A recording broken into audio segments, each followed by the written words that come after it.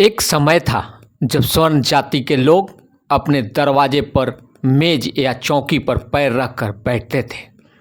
जब कोई दलित, कोई पिछड़ा, कोई अति पिछड़ा सामने से गुजरता था तो उसे झुकना पड़ता था, पांव छूना पड़ता था। चाहे वो बुढ़ा हो, पढ़ा लिखा हो, मेहनती हो, उसे झुकना ही पड़ता था। क्यों? क्योंकि उसकी जाति नीच मानी जाती थी। उसका सम्मान उसके नाम से पहले उसकी जाति तय करती थी।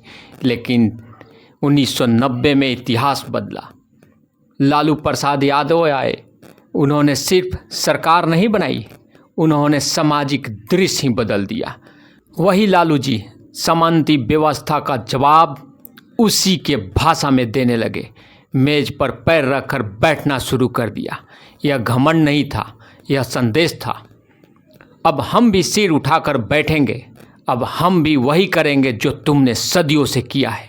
और यही से शुरू हुई एक सामाजिक क्रांति।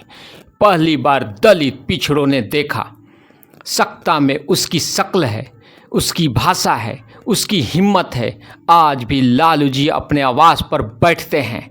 10-10, 12-12 घंटे लोग आते हैं, पाँव छूते हैं। लेकिन फ़र्क है, पहले पाँव डर से छुए जाते थे, अब सम्मान से छुए जाते हैं।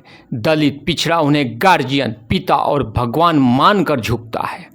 और यही बात आज भी कुछ लोगों को खलती है, खासकर जिन्होंने सदियों से अपनी पैर छुआई है। क्योंकि अब सत्ता में ओबीसी है, नेतृत्व में दलित है और बोलने में आत्मविश्वास है। लालू यादव एक नेता नहीं, एक विचार है। उन्होंने हमें यकीन दिलाया, तुम भी बराबर हैं, तुम भी बोल सकते हो और तुम भी सत्ता की मेज पर पांव रख सकते हो।